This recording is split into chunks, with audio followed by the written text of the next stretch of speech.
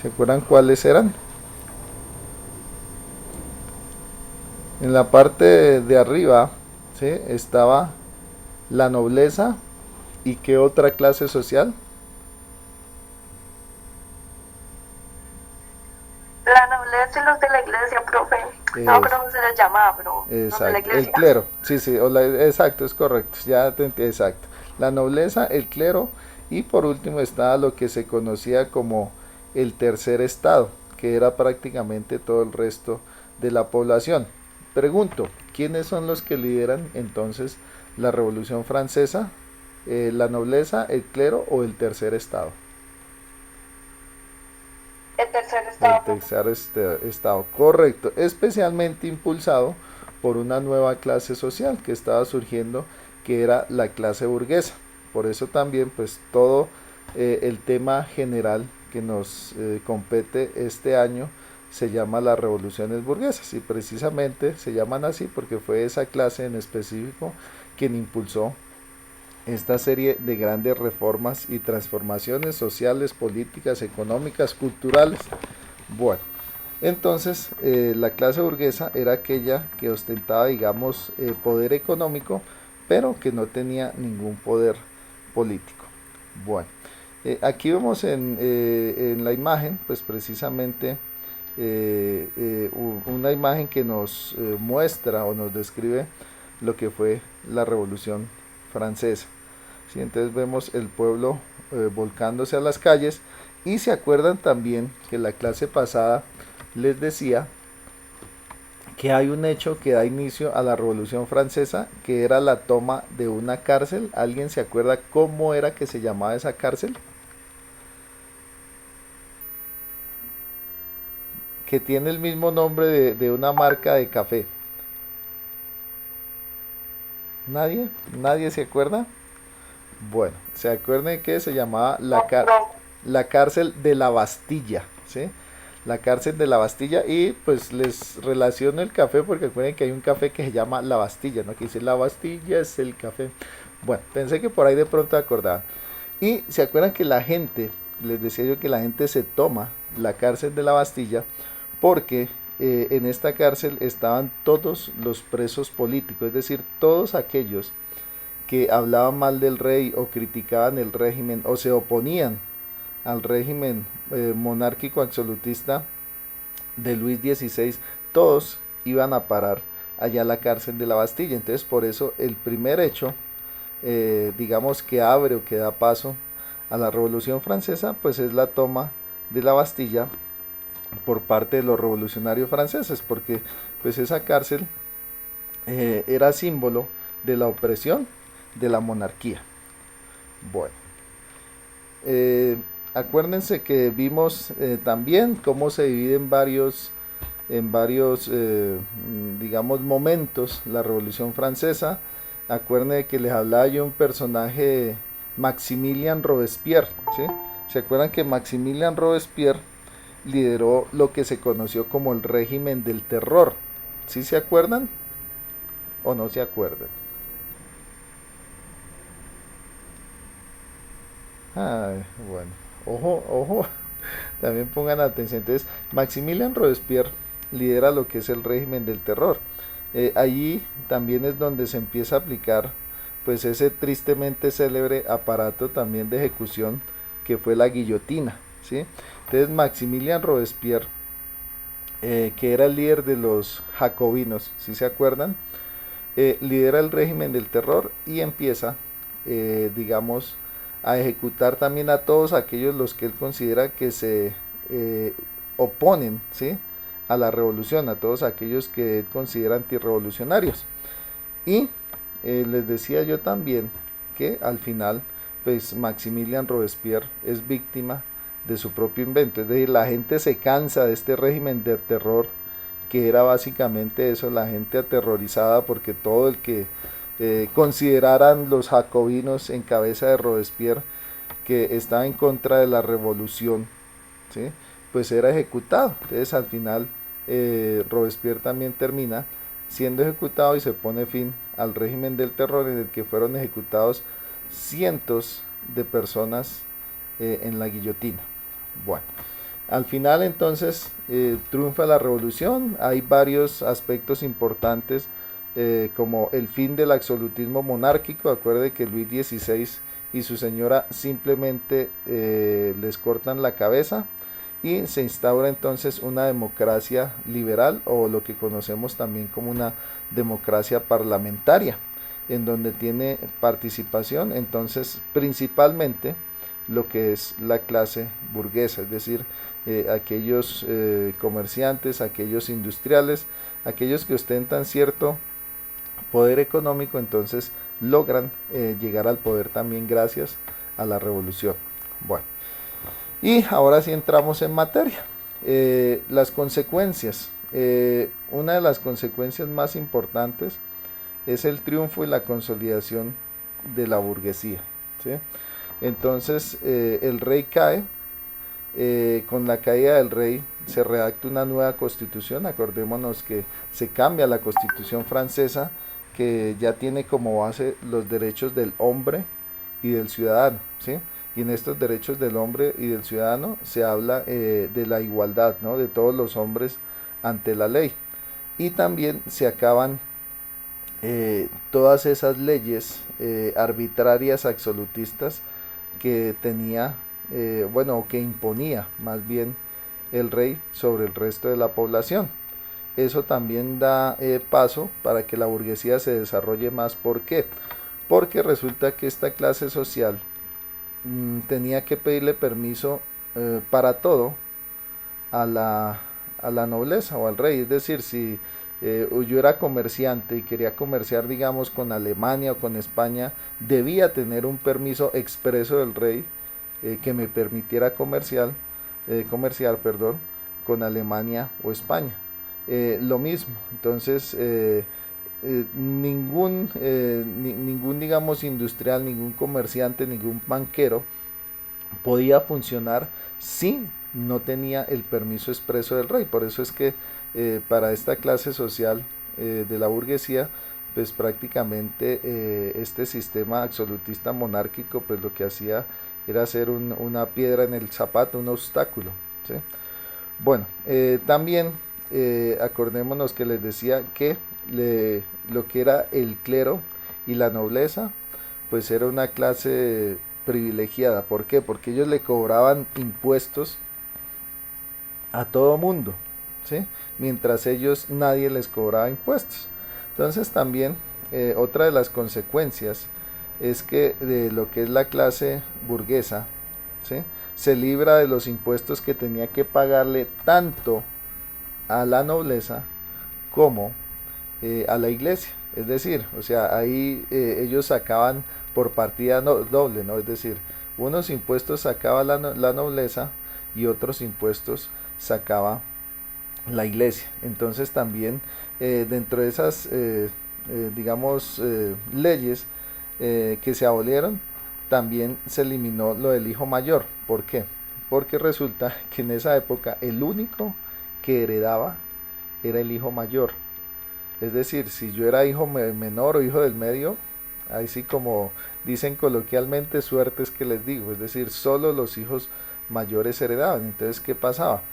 Que muchos de esas familias burgueses, de esos herederos, pues se quedaban sin herencia, ¿no? Porque solamente el hermano mayor heredaba. Ya con la nueva legislación francesa, en donde todos eran iguales, entonces decían, no señor, ya ahorita perdón, yo ingreso a alguien.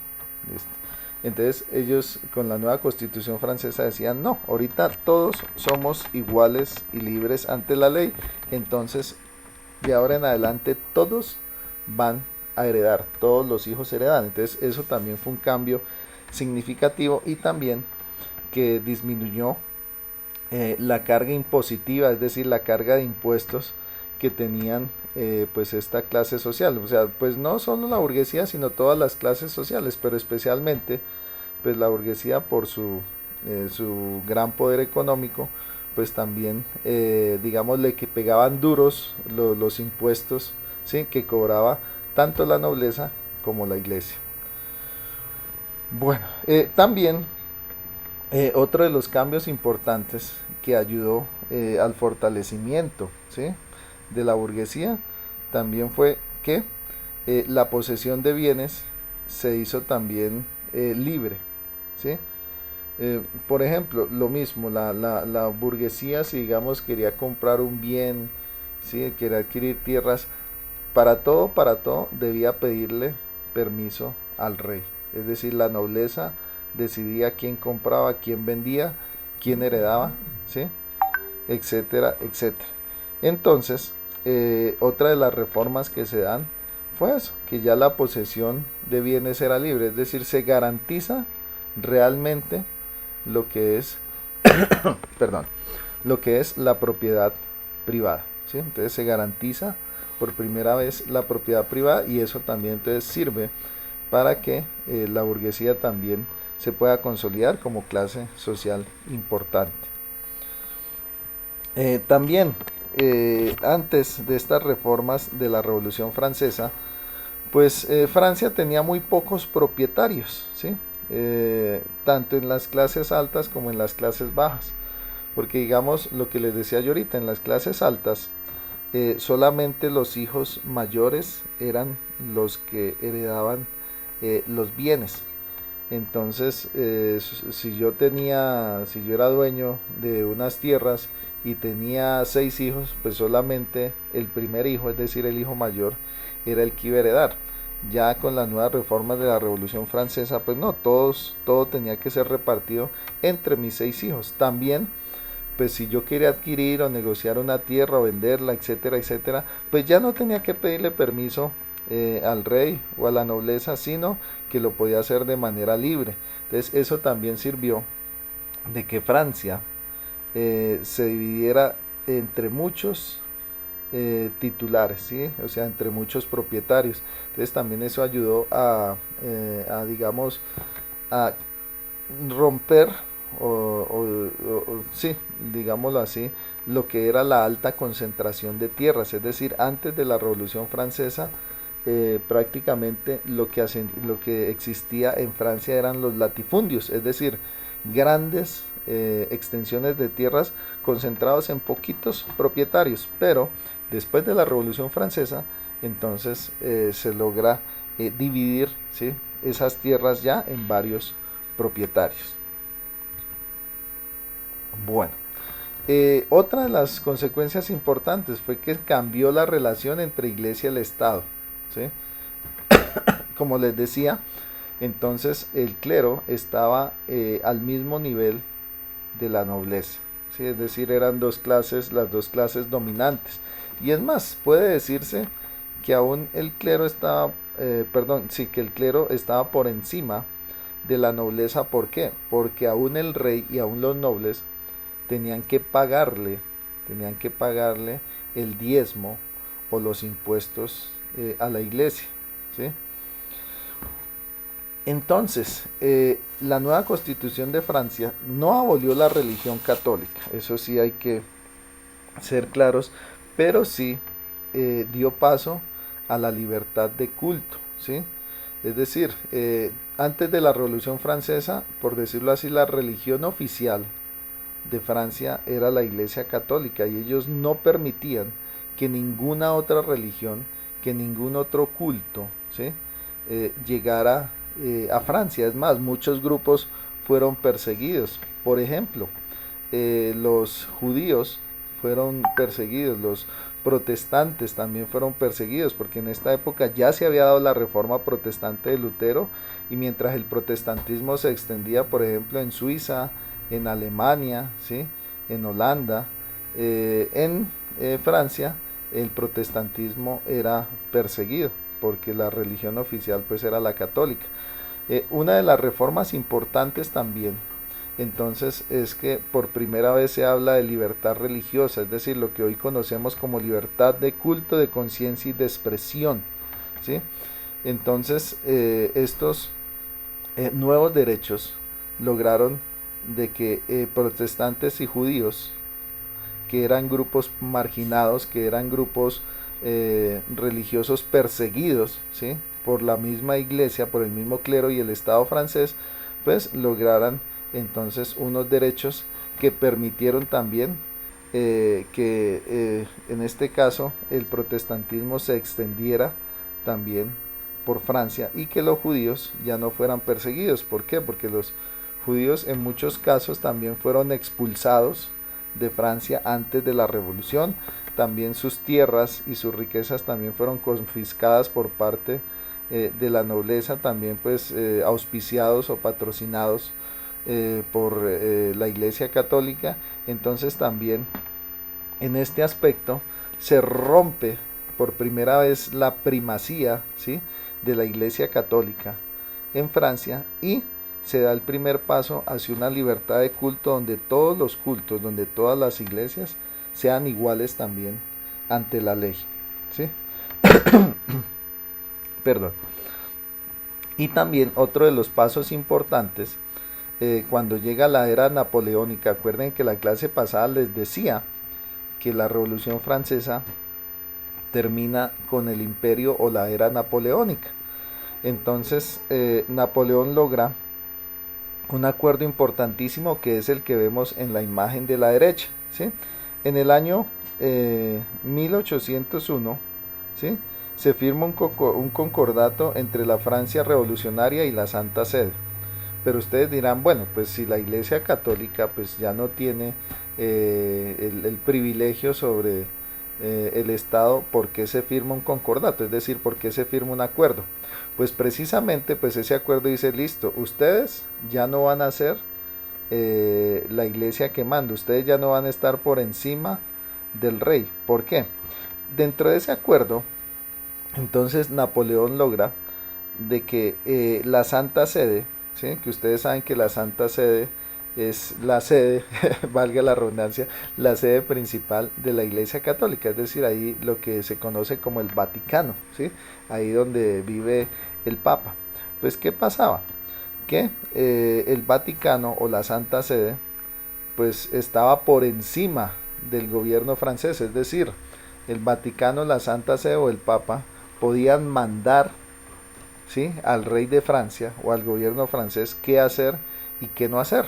Entonces, dentro de ese nuevo acuerdo entre la Santa Sede y la Francia revolucionaria, dicen, no, usted ya no nos manda a nosotros, nosotros seguimos siendo católicos, eso es correcto, ¿sí?, pero ustedes ya no van a mandar por encima del Estado francés, es decir, ustedes se ocupan allá de los asuntos religiosos, los asuntos de la fe, pero, ¿sí?, el Estado es el que toma todas las decisiones. Entonces también la Revolución Francesa le quitó mucho de su poder a la Iglesia Católica, que era también de las que gobernaba durante la época de la Francia antes de la Revolución, y es más, era la clase social dominante al mismo nivel que la nobleza.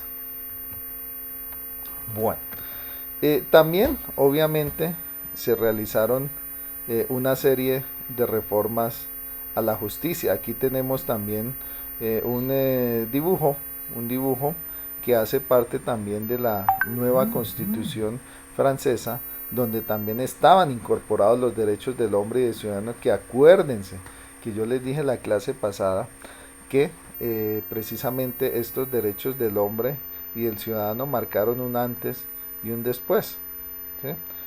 Entonces, una de estas reformas fue lo de la igualdad, o sea, una igualdad real. Entonces, la Constitución francesa decía, todos los hombres nacen iguales y libres ante la ley. Eso era pues un aspecto o sea, súper novedoso, súper revolucionario. ¿Por qué?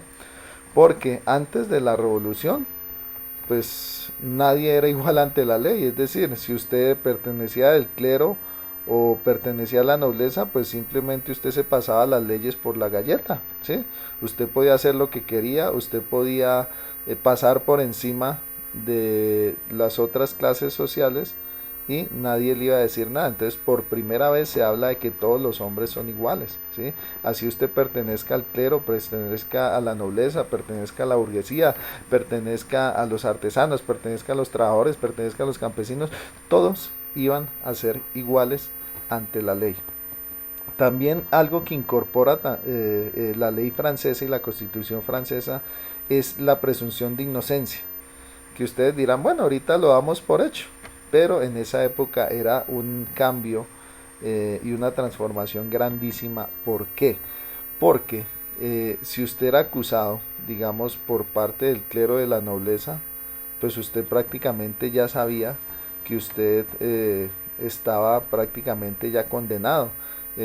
También no se tenía el derecho a un abogado, ¿sí?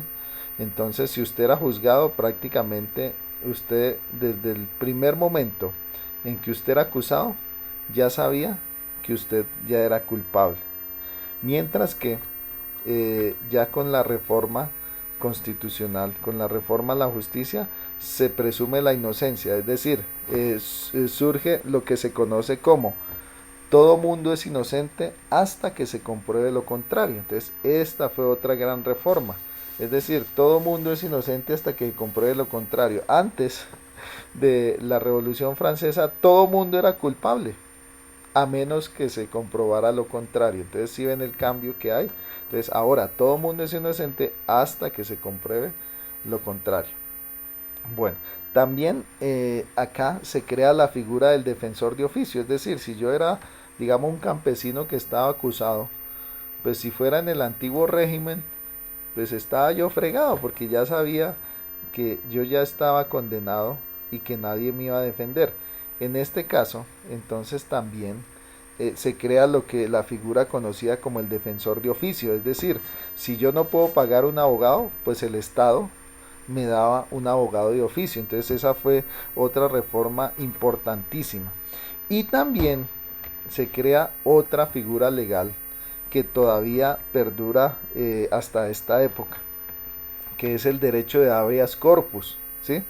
Por ejemplo, si una persona era detenida injustamente, si una persona era, o sea, después de detenida, era retenida, ¿sí? Y no se le realizaba un juicio, ¿sí? O no se le realizaba una indagatoria, o no se le realizaba lo que hoy conocemos como el debido proceso, pues esa persona podía pedir, ¿sí?, el derecho de habeas corpus y automáticamente podía reclamar su libertad. Es un derecho que todavía existe. Es más, en nuestra constitución existe el derecho de habeas corpus, ¿sí?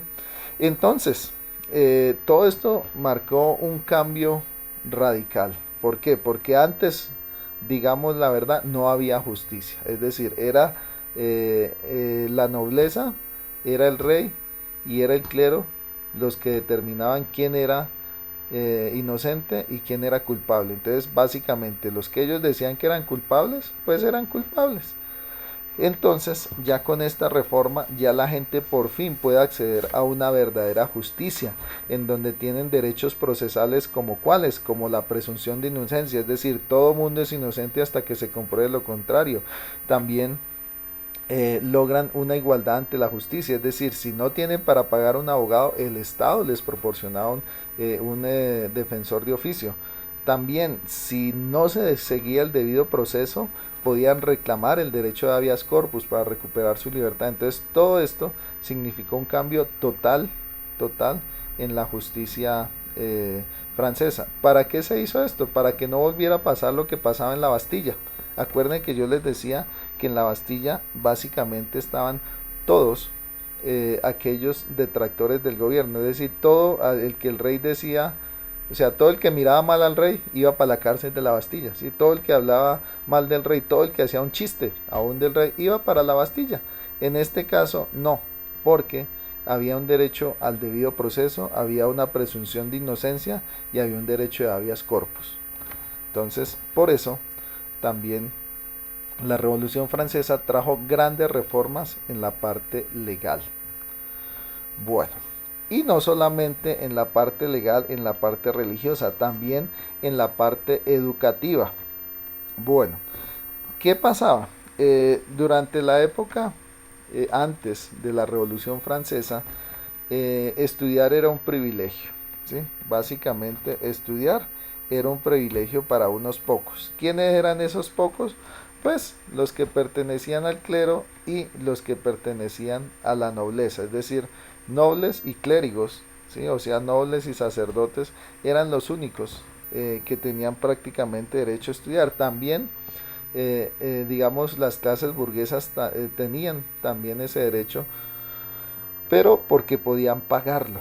Es decir, antes de la Revolución Francesa, todas las instituciones educativas eran privadas, ¿sí? Y eran extremadamente costosas, y también todas estas instituciones pertenecían al clero, es decir, era la Iglesia Católica la que tenía el control total de la educación en Francia, es decir, todos los colegios y universidades que existían en Francia eran precisamente propiedad, o eran sí, o pertenecían al clero, y eran extremadamente caros, o sea, muy similar a lo que pasa ahora. Por ejemplo, si ustedes se van a las universidades o colegios más caros de Colombia, se darán cuenta que son la Javeriana, la Santo Tomás, bueno, etcétera, etcétera. Todos estos colegios y universidades pertenecen todavía a la Iglesia Católica. Entonces eso mismo pasaba en esta época. Entonces todos los colegios y universidades pertenecían a la Iglesia Católica, eran extremadamente costosos, entonces solo una clase privilegiada podía acceder a la educación. ¿Qué pasa? Pues con la Revolución Francesa, entonces se da, se da también una reforma educativa en donde por primera vez se crea la educación pública, ¿sí? Entonces se dice también, listo, pues pueden seguir los colegios y las universidades privadas manejadas por la Iglesia Católica, pero ahora el Estado también va a crear sus propios centros educativos en donde aquellos que no pueden acceder o que no pueden costearse, ¿sí?, una educación privada en estos centros educativos, pues pueden acceder a la educación pública. Esto también sirvió para pues una educación más laica. ¿Por qué? Porque estas instituciones privadas que eran manejadas por la Iglesia Católica, pues ellos, lógicamente, su ideología, pues, o la ideología que transmitían era la ideología católica. Por primera vez acá, entonces se habla, ¿sí?, ya de profesores que no son sacerdotes o monjas, sino profesores que ya son seculares, es decir, que no pertenecen a la curia, ¿sí? Entonces, pues esto también sirve para que se forme una educación secular, ¿sí? O sea, una educación en donde no se imparten principalmente principios religiosos, sino que se imparten principalmente principios académicos. Entonces, esa fue otra de las grandes reformas que surgieron después de la Revolución Francesa. Y se fundan muchas instituciones de parte del Estado. Aquí vemos los nombres, pues yo no sé francés, pero bueno, dice la École Normale, l'Institut de France, la Universidad de Francia, ¿sí? Entonces surgen universidades que ya no son del ámbito privado, ¿sí?, manejadas por la iglesia, sino surgen universidades que son públicas, en donde digamos, los docentes ya no eran sacerdotes o monjas, sino eran también seculares o laicos. Y pues ahí en la imagen de la derecha pues vemos también una imagen típica de lo que sería una escuela de posterior a la Revolución Francesa. Entonces también nos damos cuenta que el docente, ¿sí?, el profesor ya no es un sacerdote o una monja, sino es alguien secular, ¿no?, alguien que no pertenece al clero. Entonces esa fue otra de las grandes reformas que trajo la Revolución Francesa, es decir, una educación más universal, es decir, donde todos tuvieran acceso, y una educación secular, es decir, una educación donde no se basaba en principios religiosos, sino que se basaba en principios académicos. Hasta ahí me he hecho entender, chicos. Chicos. Sí, sí, señor. Bueno, eso sí. Que Sí, señor. sepa yo que están por ahí. Bueno, listo. Pues obviamente toda revolución pues tiene también unos símbolos. Entonces aquí vamos a ver esos símbolos de la Revolución Francesa, muchos de ellos que trascendieron, ¿sí? Trascendieron también no solamente a Francia, sino al resto del mundo. Bueno, disculpen, ¿alguien me puede leer acá? ¿Quién me puede leer? Yo, profe. Diego, listo, Diego, muchas gracias. Nuevo himno, nueva bandera y nuevos símbolos. Los símbolos eran importantes. Había que borrar de inconsistencias Inconsciente colectivo. Los inconscientes colectivos, los siguientes de la época superada. Había adaptado la bandera tricolor, el rojo y el azul, del balsón primerizo. El balcón de El blanco de los Borbones. los Borbones, ya que había dado carácter de himno nacional a la Marsellesa del himno. El mismo año de la composición adaptó que el rey no era válido como figura que representara al Estado nacido de una revolución. Se encargaron a la patria en Marianne se pronuncia. Uh-huh. Una muchacha de aspecto saludable tocaba con un gorro frigio. Era la personificación de la República Francesa. Listo, Diego, muchas gracias.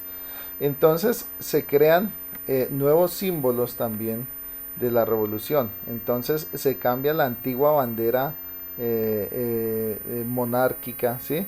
Y el antiguo escudo imperial francés, ¿sí? Símbolo de la monarquía, por la bandera que perdura hasta la actualidad, que tiene los colores azul, blanco y rojo, ¿sí? Entonces cada uno de estos colores entonces simbolizaba algo, ¿sí? Por ejemplo, el rojo y el azul, entonces del blasón de parisino, y el blanco que era de los Borbones.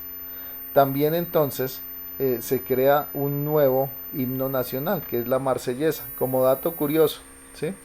Nuestro himno nacional, el himno nacional de Colombia, es considerado el segundo himno más bonito del mundo después de la Marsellesa. Es decir, la Marsellesa es considerado el primer himno más bonito del mundo, y el himno nacional de Colombia es considerado el segundo himno más bonito del mundo, ¿sí?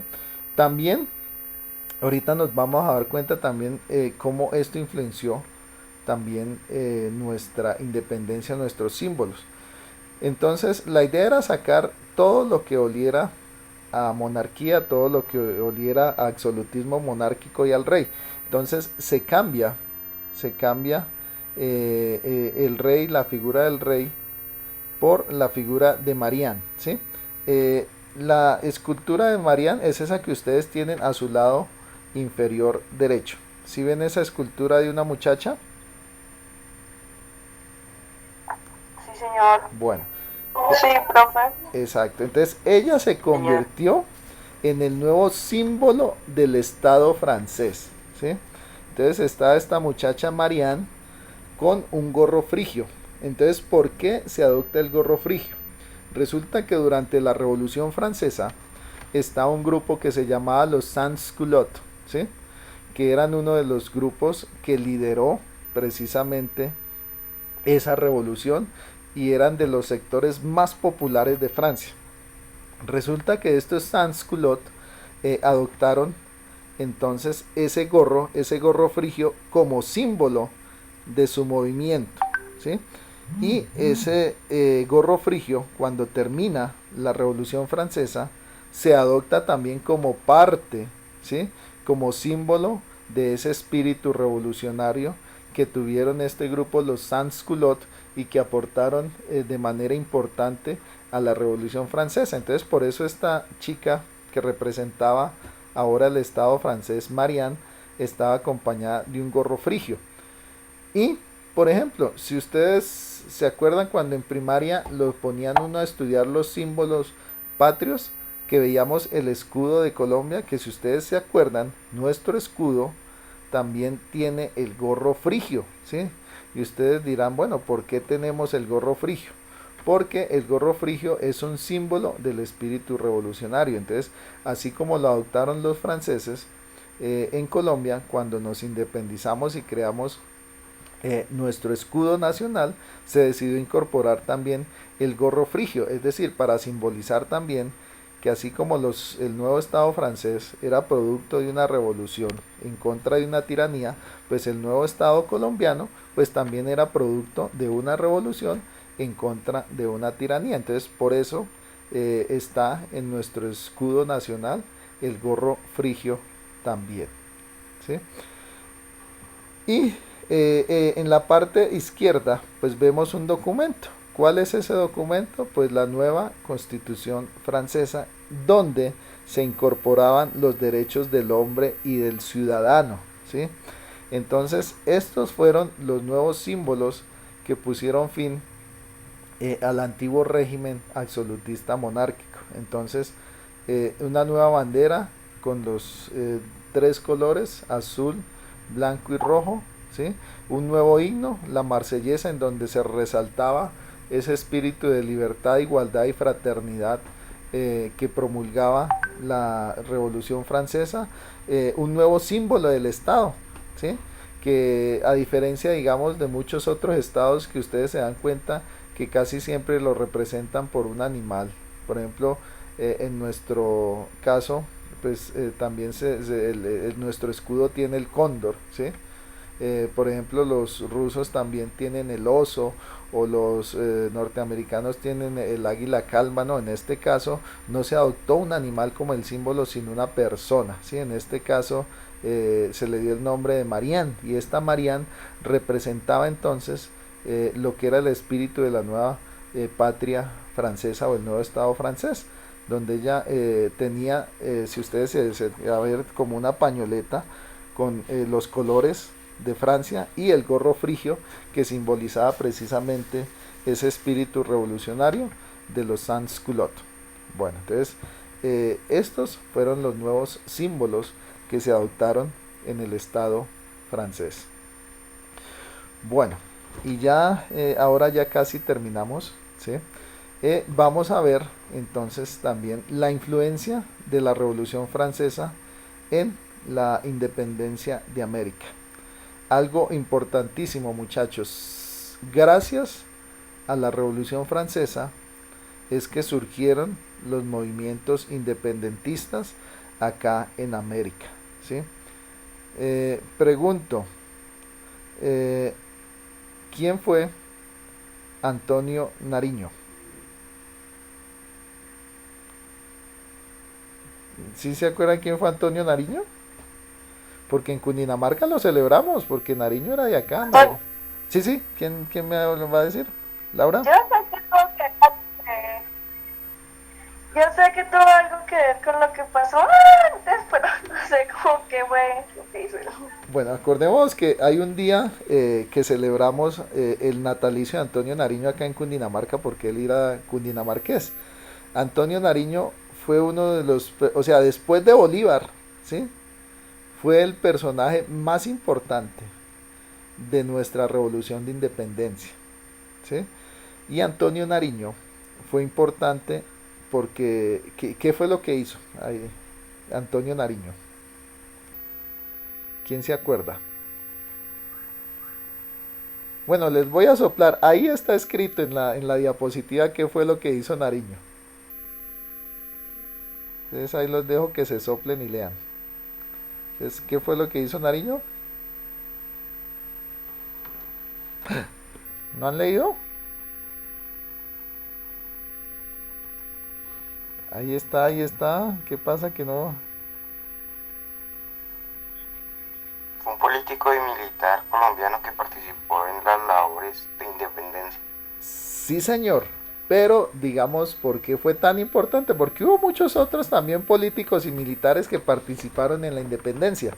Pero Nariño resalta de todos los demás por algo. Y ya que no lo leyeron, entonces les digo yo, resulta que Antonio Nariño es la persona que traduce y publica los derechos del hombre y del ciudadano, ¿sí? Entonces, acordémonos que los derechos del hombre y del ciudadano surgen precisamente de la Revolución Francesa.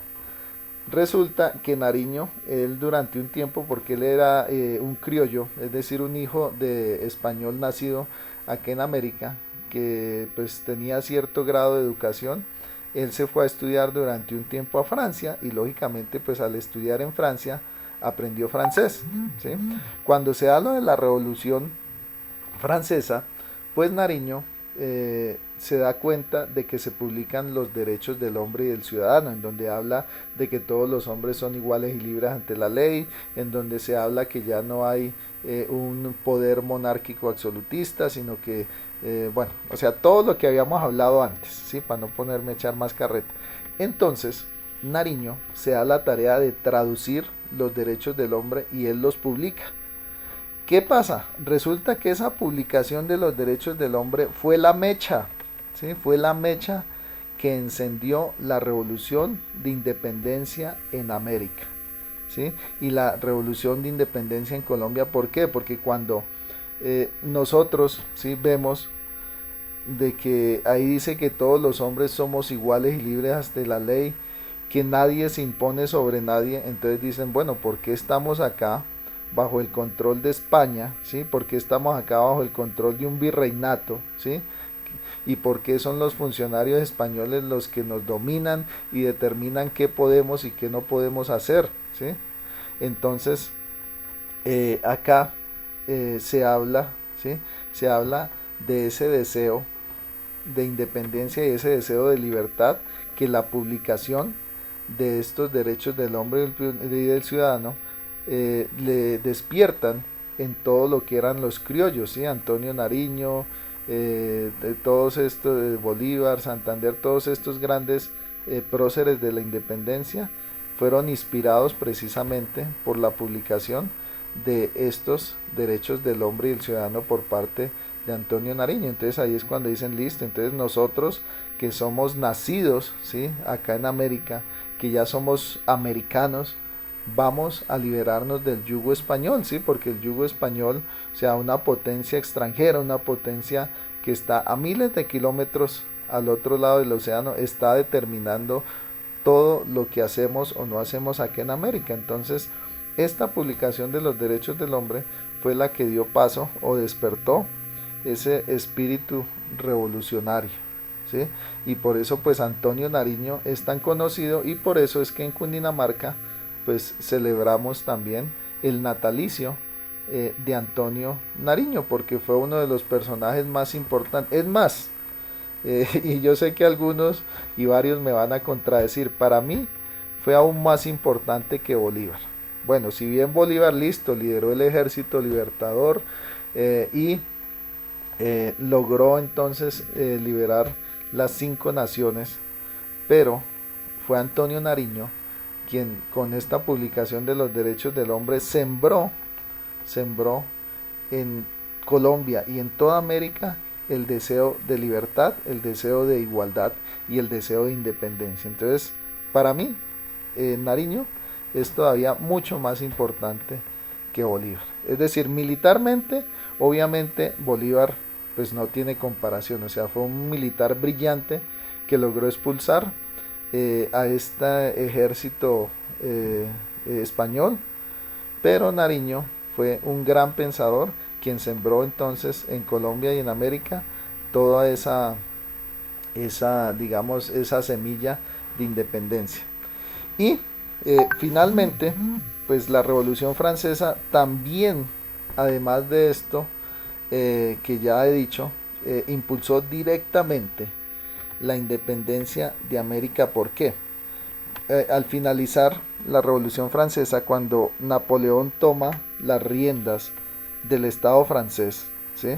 Y se convierte entonces en ese emperador prácticamente de la nueva Francia revolucionaria y la nueva Francia post-revolución francesa, resulta que Napoleón invade España, ¿sí? Bueno, o lo que en ese tiempo se le conocía como la península ibérica. ¿Qué pasa? Que Napoleón eh, invade España, la península ibérica, depone al rey Fernando VII, ¿sí? Entonces depone al rey Fernando VII y a cargo de España, que entonces pasa a ser territorio ocupado por los franceses, pone a su primo Pepe Botello. Bueno, que le decían Pepe Botello porque al tipo le gustaba mucho el traguito. Entonces, como dato curioso eso, entonces le llamaban Pepe Botello porque realmente le gustaba la botella. Entonces, ¿qué pasa? En este tiempo, entonces, en que Fernando VII es depuesto, ¿sí? En que Napoleón entonces invade la península ibérica, pues el gobierno español pues ya no tiene, o sea, ya no tiene legitimidad, es decir, ya no existe un gobierno español. ¿Qué pasa? Que esas noticias llegan también a Colombia, llegan también a nuestro país, ¿sí?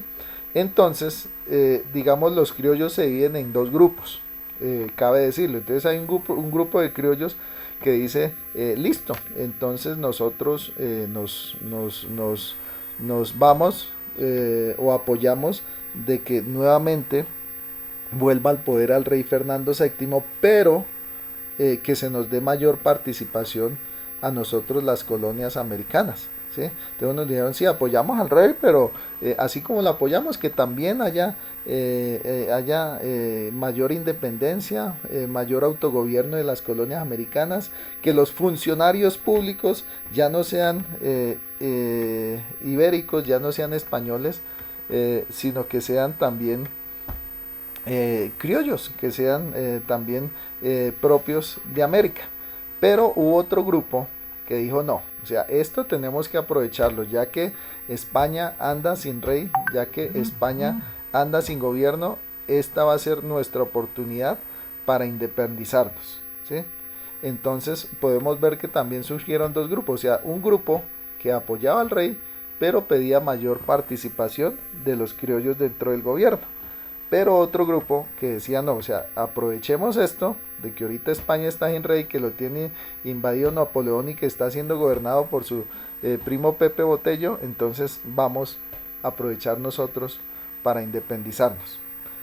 Y pues al final sabemos que ganan estos segundos, es decir, este segundo grupo entonces es el que lidera la revolución de independencia de Colombia y que se extiende después al resto del continente. Entonces, una de las consecuencias importantes también de lo que fue la Revolución Francesa, pues fue de que nuestra revolución de independencia fue consecuencia directa, ¿sí? Directa de la Revolución Francesa. Es decir, podíamos decir que prácticamente sin la Revolución Francesa no hubiera habido independencia de Colombia. O bueno, o posiblemente si hubiera habido, pero si hubiera demorado algunas décadas más, ¿sí? Es decir, yo me atrevo a decir que hubiera empezado por lo menos unos 20 o 30 años después, pero gracias a la Revolución Francesa se sentó esa semilla, ¿sí? De independencia en las colonias americanas y especialmente en nuestro país. Listo chicos, pues con esto ya terminamos la clase del día de hoy. La idea era terminar o finiquitar